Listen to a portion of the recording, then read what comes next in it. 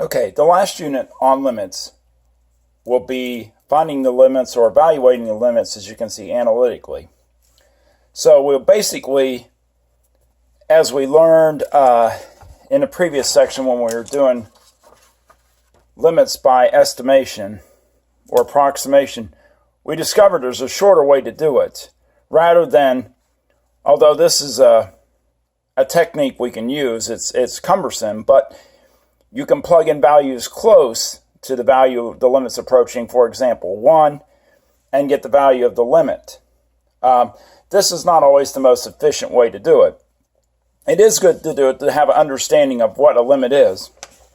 But for practicality, the quickest way to solve a limit is to directly substitute in the value that your x value or domain value is approaching. In this case, it's x approaching 1 of x squared plus 1. So if we simply just plug in 1 into the function x squared plus 1, of course we'll get 1 squared plus 1, which will be 2. So these first couple limits we're going to do by just simply substituting in to the function to get the value of the limit. Here's the second example on the PowerPoint notes on section 3.3. And as you can see, we have in this case the limit as x approaches 1 of 5x squared minus 6x plus 2. So if we evaluate this limit,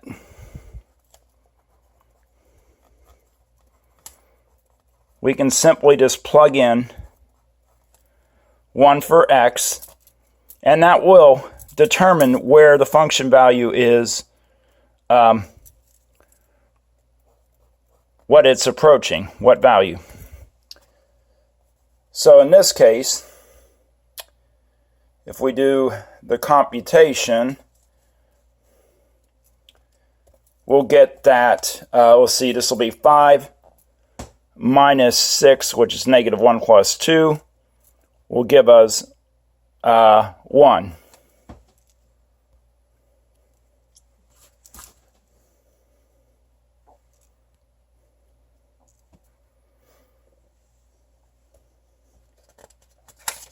I can bring actually the slide result up here. You can see it. It's a little bit easier to read.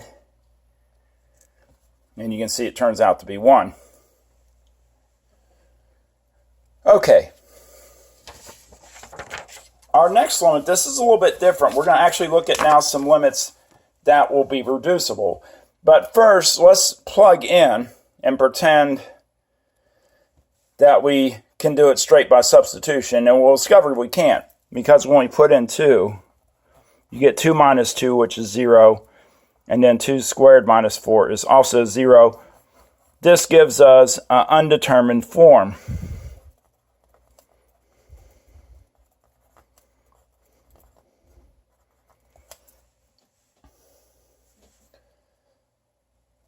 So, what we're going to do is go back and look at the original limit and see if there's another way we can work this, and there is.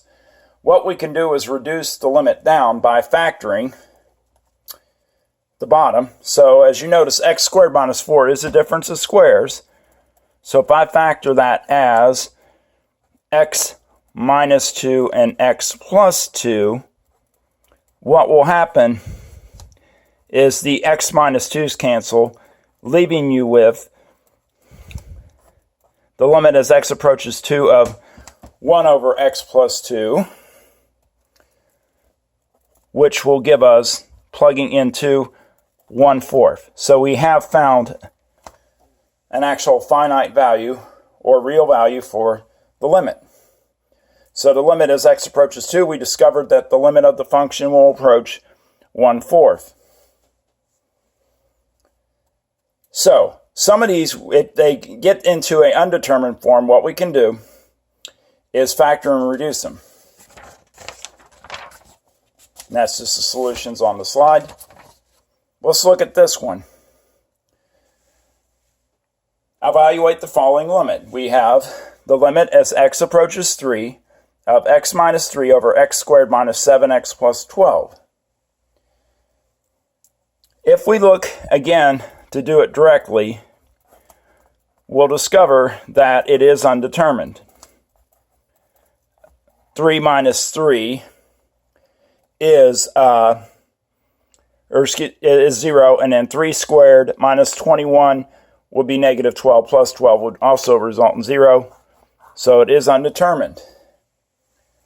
So let's go back to the original function and see if it will factor, and it will. As you can see here, again, if you go to the PowerPoint slides, this is an undetermined form of the limit. But if you check to see if it reduces, let's look at the bottom. X minus 3 doesn't factor, obviously, but x squared minus 7x plus 12 will factor as x minus 3 and x minus 4. Note that negative 3 times negative 4 is positive 12. Negative 3 plus negative 4 is negative 7. So if we then continue to reduce, let me adjust that a little bit better.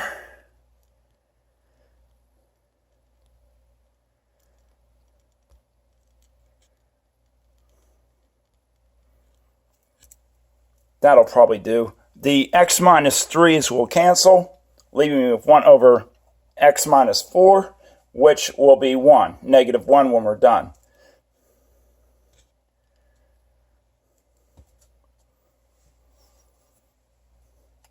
And that's the solution to example 6 out of the notes.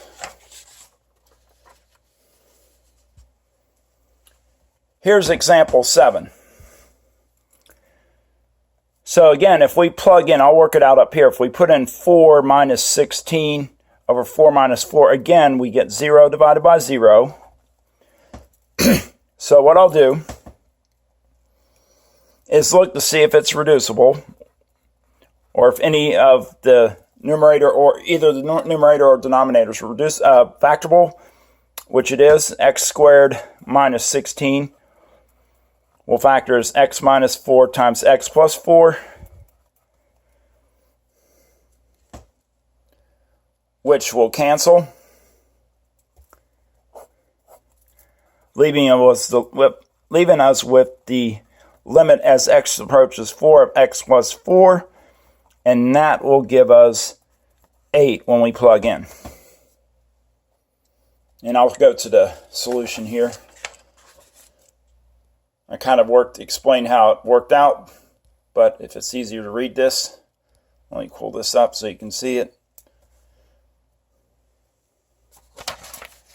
Okay, the last two examples I will have a radical expression, and then we're going to talk about how we handle that in these situations.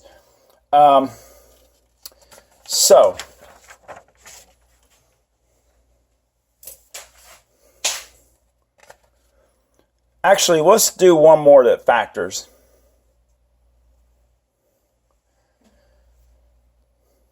Now, in this one, the limit as x approaches negative 3 of x squared plus 5x plus 6 all over x squared minus 9 is undetermined. And it will actually factor on both the top and the bottom, as you'll see. I got the solution up here. But x squared plus 5x plus 6 will factor as x plus 3 times x plus 2. X squared minus 9 is a difference of squares again. So it will factor as x plus 3 times x minus 3. And by the way, if you recognize right away that it does factor and reduce, go ahead and do it. Now, sometimes there's some that it just kind of depends on the problem you have. Some of them may factor, but it doesn't do any good. It won't cancel. But anytime if you see right away it factors and reduces, go ahead and do it. Because you will be able to still find the answer. So in this case, the x plus 3's cancel, leaving us with x plus 2 over x minus 3. Substituting in negative 3,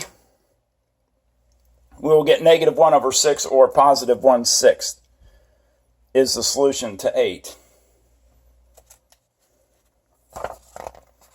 Leave that up there for a second.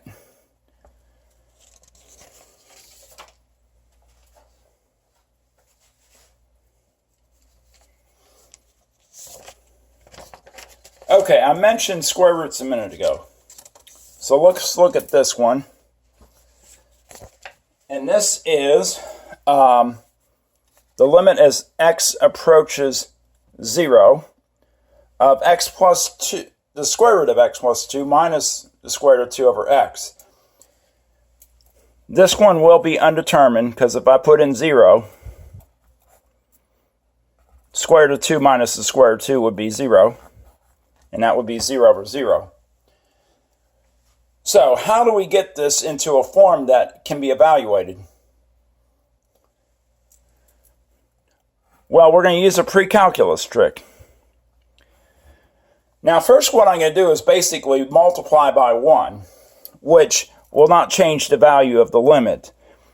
But what I can do is take the conjugate, which is basically just switch the sign of the term between the two radical expressions, or your two terms, and that will create a difference of squares and will eliminate outer and inner terms. And then the radicals will cancel out on the outside. So again, I want to point out that this isn't just magic. What I'm doing is multiplying by the same value over the same value, which is comparable to multiplying by 1. And then, as you know, if you multiply by 1, it doesn't change the value of the expression. So, if we do first, the square root will drop out, doing FOIL on top. We get x plus 2. Then inner will be minus x plus 2 times square root of 2.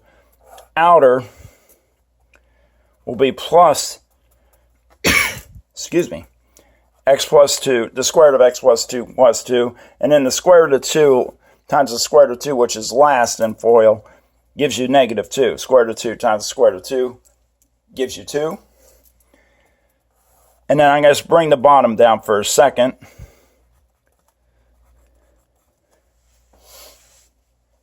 Now look what happens. Outer and inner cancel. Your 2's cancel. And I made a mistake here. You should always carry your limit. Get in the habit of doing that. So now I'm left with x on top.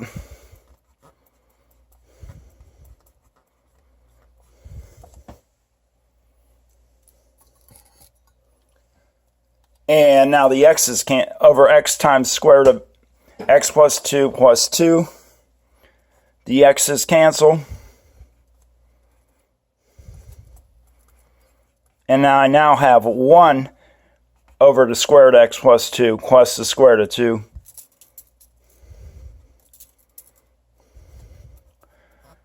Which now, if I put in 0, I get the square root of 2 plus the square root of 2.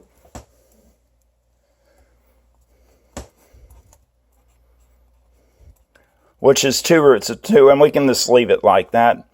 If you rationalize it, I believe it comes out to the square root of 2 over 4. But 1 over 2 times the square root of 2 will work.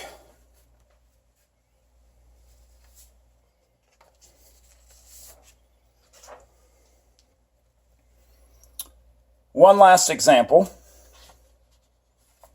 dealing with conjugates again. And there again, it's just the solution of, well, that's another example that we did earlier. But anyway,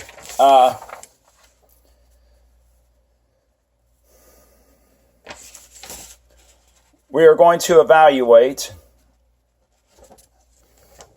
the limit as x approaches 0 of the square root of x plus 9 minus 3 over x. And we will again do this by conjugate.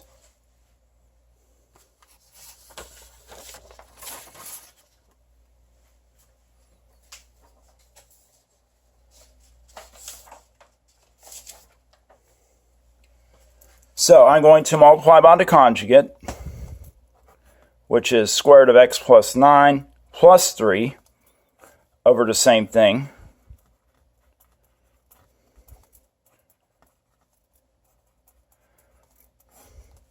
And that will yield x plus 9 from first. Inner will be minus 3 times the square root of x plus 9.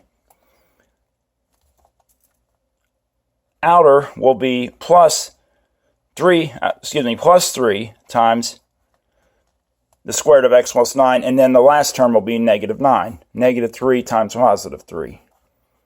Carry the numerator, like we did the last time. And now, 9's cancel, radical expressions cancel. Again, I'm left with just x. Those x's cancel.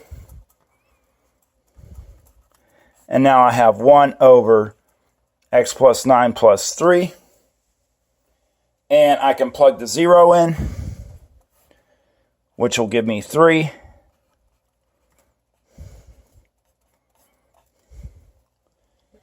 Which gives me 1 over 6.